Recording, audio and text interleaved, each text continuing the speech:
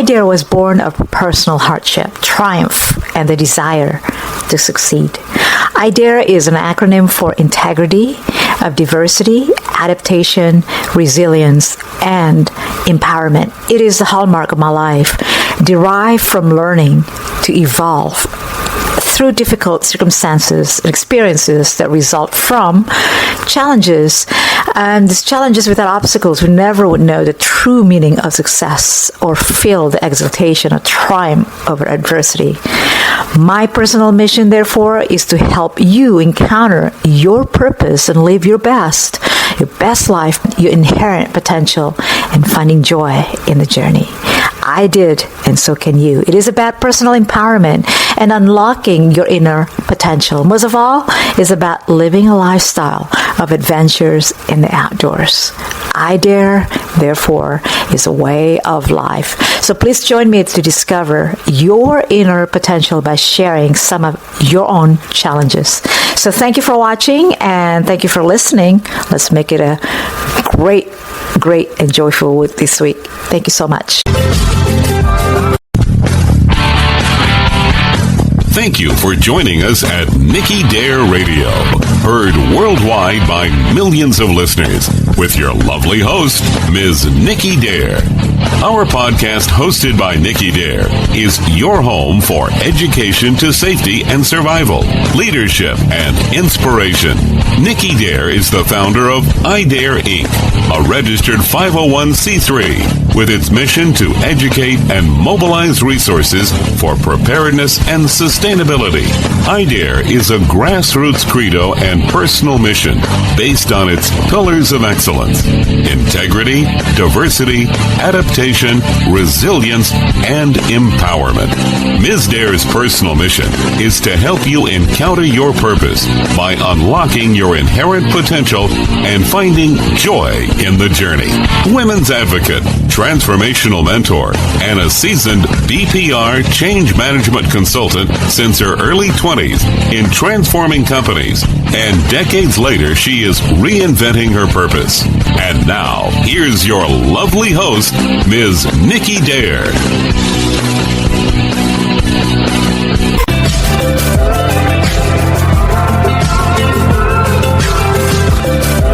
Thank you for joining me again, choosing to be here with me, Nicky Dare, at least for the next few minutes here, and I really appreciate it. I know that you guys probably have a lot of better things to do just listening to me, right? Hear me? Bobby, this is great. It's good? It's good. It's good to go, but can you hear me? Oh, yeah, there's only one of you now. There were several of you. There were several of me? Yeah, now there's only one. Sounds good. I think what I did was I got in. I have Susan's also my assistant, and I by default, I guess hers coming on too every time when I got on. But why am I frozen? You're frozen? Uh-oh. I'm frozen? That's okay, because I can see me here, right? I'm good. As long as I see you and I see me, I'm good. All right. So we're good? You can hear me and see me and everything? Oh, I can hear you just fine. I hope that I can. You can see me, right? I mean, I'm doing. Yeah. I'm like human, living, alive. I'm not like frozen. You look like you could be an avatar. I don't really know, but you look human to me. So. Well, cheers. I'm having it's after. What time is it? It's after 6 o'clock. All right. 6:01. Jeez, you're like waiting for 6 so you can just get hammered, eh? Jeez. Cheers. No, I usually don't get hammered. I just. Well, I was doing this, but I think it's still some. Okay. But yeah, I am so grateful to have you here, Bobby. But just so you know, I mean, I'm doing a podcast. I've been doing a podcast for several years, but it's just I've been having a lot of stuff, a lot of personal things, and we're all in this together, right? I stopped doing podcasts, so I'd like to do a relaunch a podcast, which is I want to relaunch it sometimes in September, mid-September, basically. And then so I have dual screen monitor, so I see you here, I see you here. Wow. Yeah. The more the better, right? Trippy. You look good, by the way. You look good. Oh, thanks. Yeah, I like that hairdo. Look at that. I like that hairdo. Yeah, it's called. I didn't know what to do, so I just went. Yeah, I'm so glad. I'm so glad that you're here. But guests to invite to speak and everything. So I'm so grateful. It was just like on the fly. I saw your room and I said, I'm gonna ask you. Yeah. So how are you doing, by the way? Yeah, I mean, man, today was. It's just the pandemic and just personal stuff and just people have been dying and it's just. I think today it just hit like nothing really happened. It's just kind of like, like boom, hit the wall, and it was like 2 hours of crying on Clubhouse. I was like, really? That's what this is today? Okay, I do feel better now. Good for you. Well, I am cheering for you and your success. Thank you. And I usually do a podcast in the morning and sometimes in the evening when I do. Okay, guys, don't mind me. So I am so glad that you're feeling much better today. And, as I can see and I can hear from the Clubhouse, congratulations, buddy. Congratulations on your 20,000 followers. Thank you. Yeah, and I think that you have a very strong tribe who support you. Each one of them support you that I can hear from their voices today. I was in the room and I was actually multitasking, so I tried to speak out of my head. Yeah, it was sweet. I mean, honestly, I just love my community. Like they really have my back, and then everybody was calling me and texting me after, and I don't know, it's nice. It's like Clubhouse. Sometimes people think, look, there's a lot of people who use Clubhouse to just sell things, and that's fine. I get it. Like people are doing business, but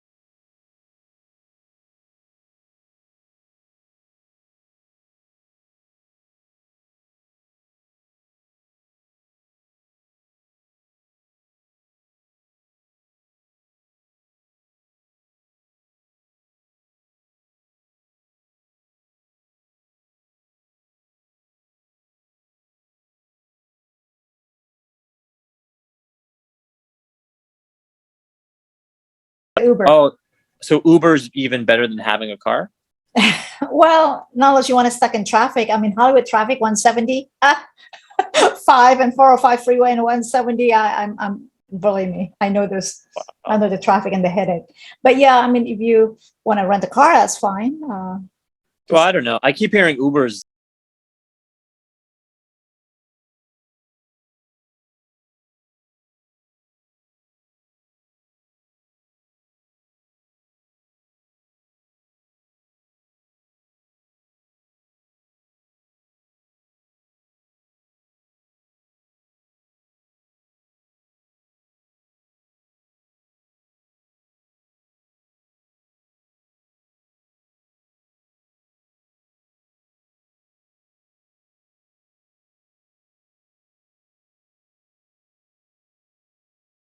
Right.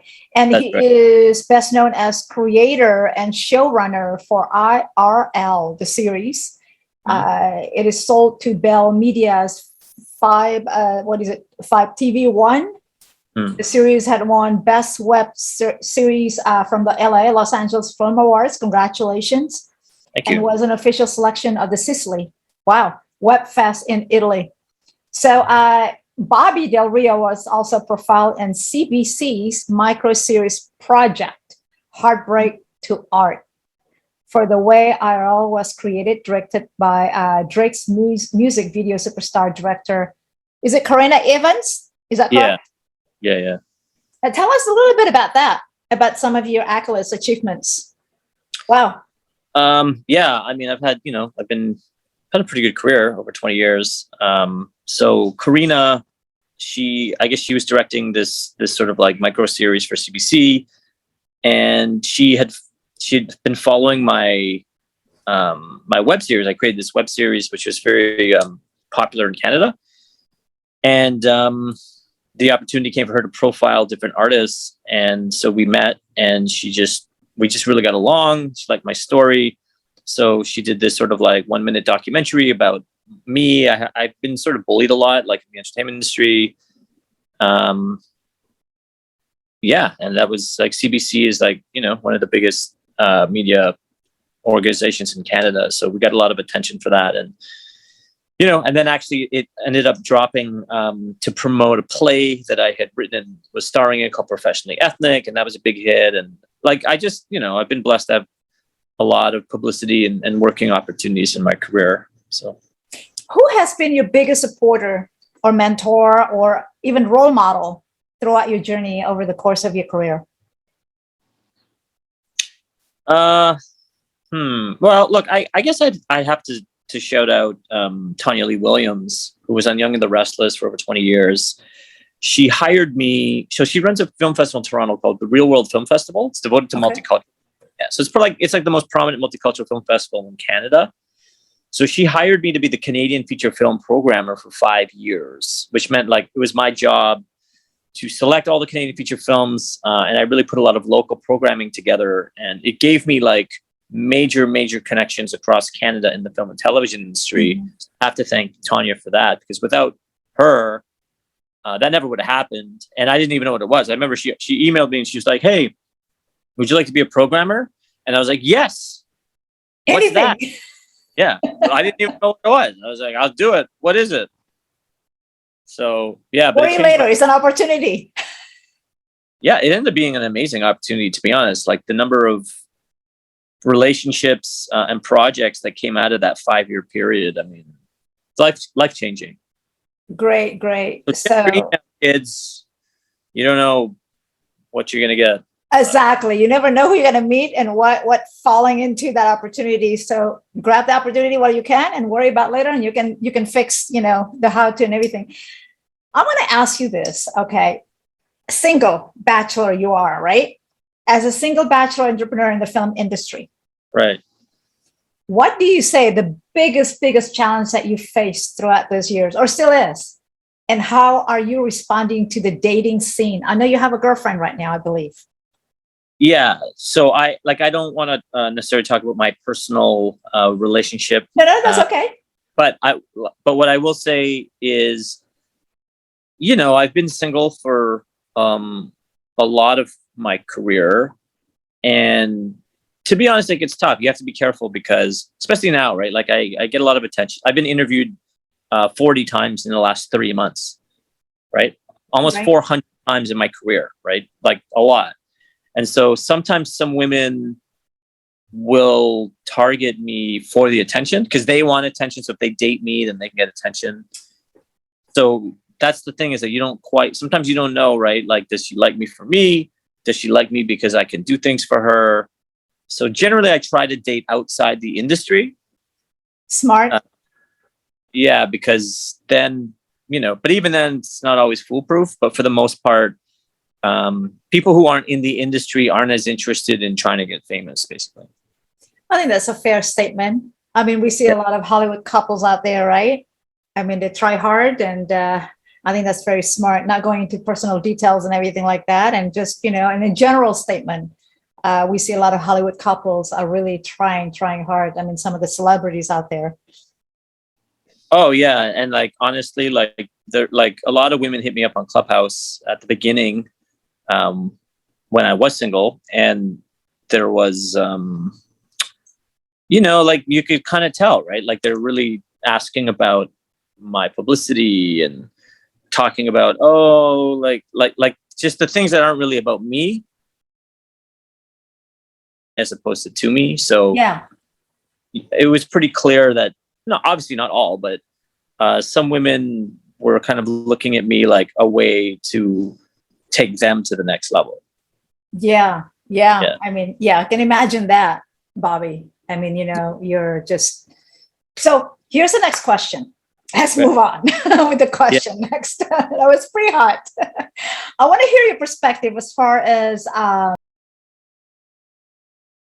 right? We're still in this mode right now on social media, including the social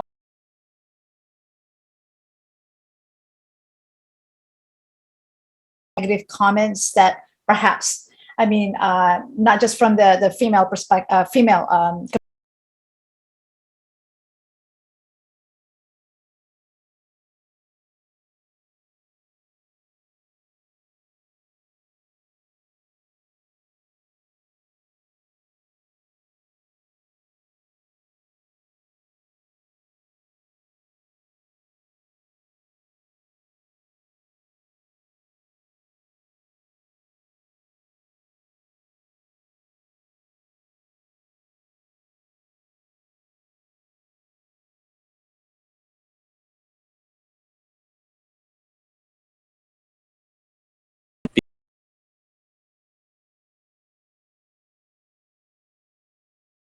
Minor, sometimes it's major, sometimes it's very public, sometimes it's private.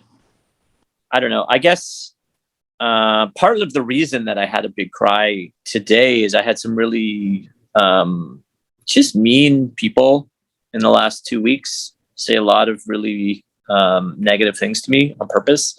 Okay. So after a while, like, it really just, it gets to you. But for the most part, I think I'm okay dealing.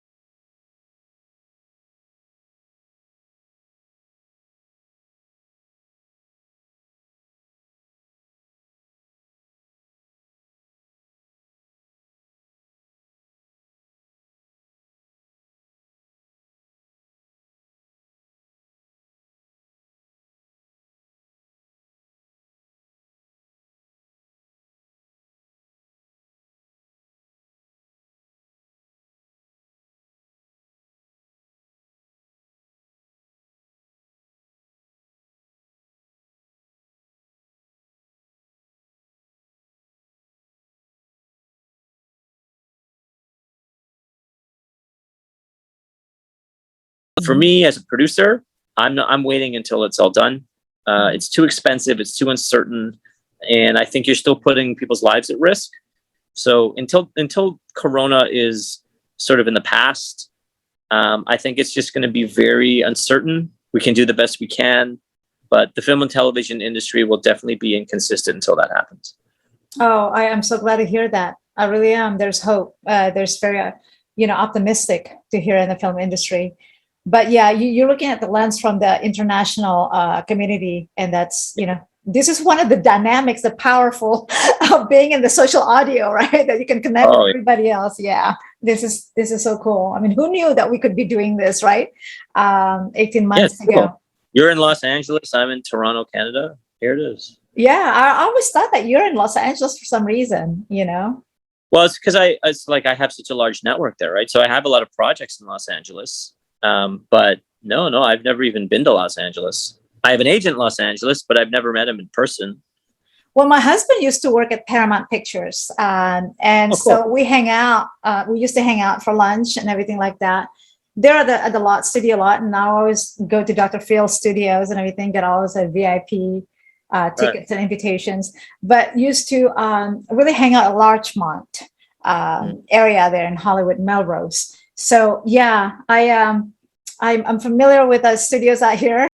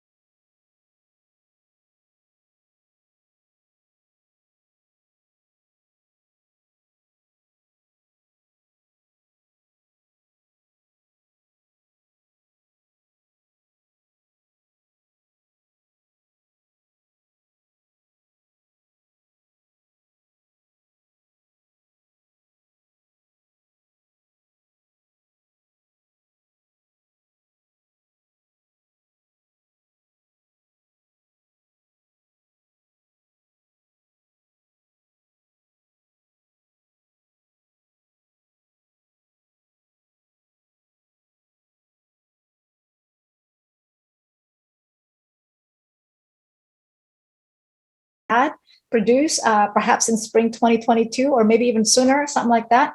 Yeah, let me know. Have a good time. I'm around. Yeah.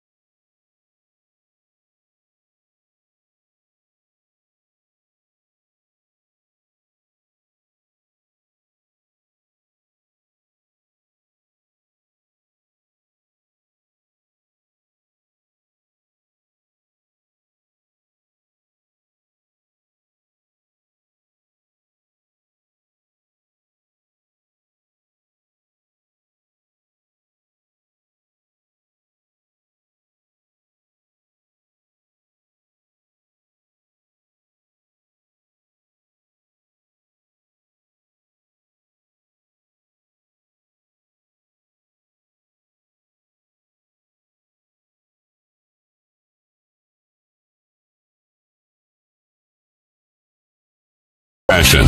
Our mission is to live a sustainable life with your host, Nicky Dare.